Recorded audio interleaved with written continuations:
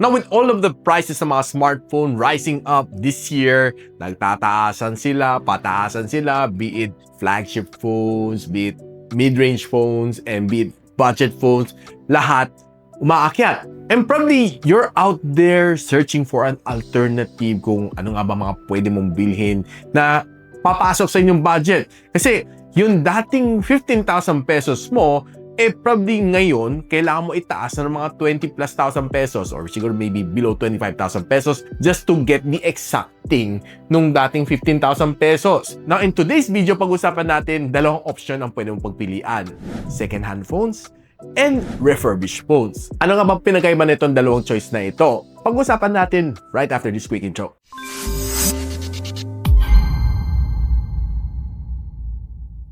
Okay, let's start off with the second-hand na mga smartphones. In my previous video, pinag-usapan natin all about yung lumang flagship na pwede mong bilhin or yung mga new mid-range na pwede mong bilhin, ano mga dapat mong piliin. But of course, hindi naman lahat tayo may pera na bumili ng mga older flagship or mga new mid-range ngayon. Now, it boils down to the second-hand market. And of course, the refurbished market. So let's start off with yung second-hand. Pag-usapan natin kung anong mga pros and cons if you're buying a second-hand phones. Normally, if you're buying a second-hand phones, you go to places like Green Hills, Quiapo, and yung mga stores na may display. Normally, makita mo may mga price tag, tapos nakalabas yung phone, naka-display. And ang dami nun ng kalat sa Green Hills, sa mga Tiangge. Dalagang ang dami mong option na pwede pagpilian. Now, the second-hand phone is binibili mo siya as is where is. So, meaning kung anong iniwan ng first-hand user, yun din ang makukuha mo. Now, probably one of the only problems ng neto is hindi mo alam kung ano nga ba ang mga sakit-sakit ng phone na yun pag binili mo. You're on your own after that. You take the risk. But it's the cheapest option available in the market. Pwede ka tumingin sa Green Hills,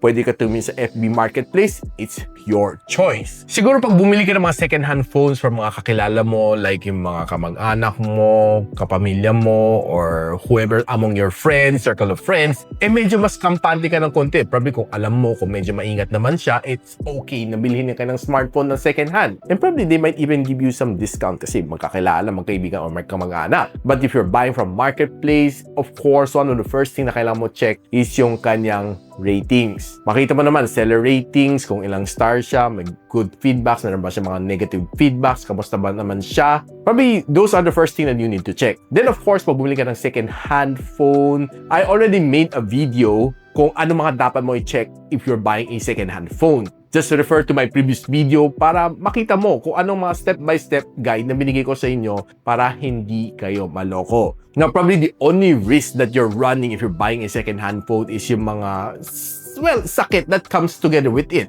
Like, hindi mo alam kung nahulog siya sa tubig o hindi. Pero, well, tinuro ko naman sa inyo in my previous video kung paano siya pwede i-spot or i-check. And the list goes on. Kumbaga, you're taking a little bit more risk compared to buying a refurbished smartphone. But normally, if it's from the original owner, kadalasan naman, it's intact and probably it's untouched. Technically, hindi pa siya na-open. Technically. And that's by far the cheapest available option kung naghahanap ka ng hindi brand new na smartphone. Now, let's talk about yung refurbished na smartphone. So, ano nga ba pinagkaiba ng second-hand tsaka ng refurbished? Yung refurbished is them buying mga second-hand phone, ni-recondition, inayos, pinalitan yung mga sira to make it looks like brand new, pero second-hand. So, ano nga mga normally na pinapalitan nila pagdating sa mga refurbished? One is yung battery. You know, probably one of the first thing na pinapalitan nila, lalo mga bat health na, well, mabababa na, pinapalitan na nila ng brand new. Pero, on most cases, I don't think, personally na naglalagay sila ng mga original na battery. Normally, Class A, Class B, no, mga OEM, or whatever batteries, which I honestly doubt na makakabili sila ng mga original parts from yung mga service center and i-repackage siya para sa'yo, which I think hindi bebenta ng mga service centers kanila yan. Kasi I tried before to buy a original Xiaomi na battery para i-replace ng sarili ko.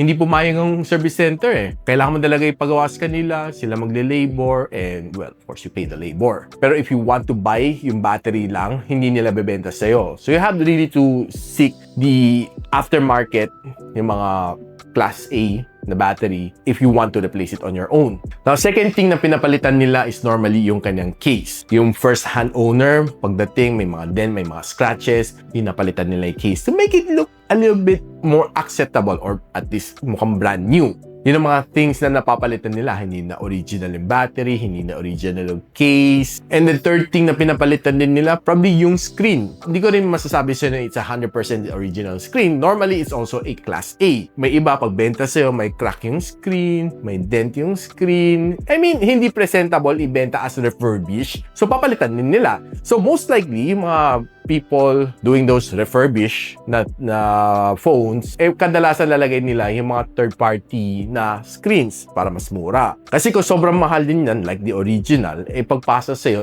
it's almost like buying a new one. So, sino bibili ng mga refurbished na smartphone kung sobrang mahal? Di ba? Pero the good thing naman sa mga refurbished smartphone, they normally give you a 3 months warranty, replacement on parts, and service labor warranty. I think, yun ang mga alam ko So, the good thing on buying a second-hand phone is, well, probably everything's original, and the bad thing of buying a refurbished phone is most likely marami na napalitan dyan.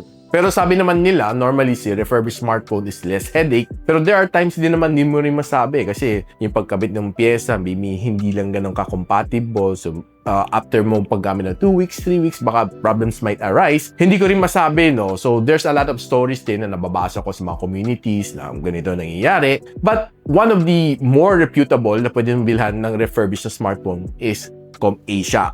So, I was able to buy it from them once and okay naman. I think it's an iPhone na binili ko before.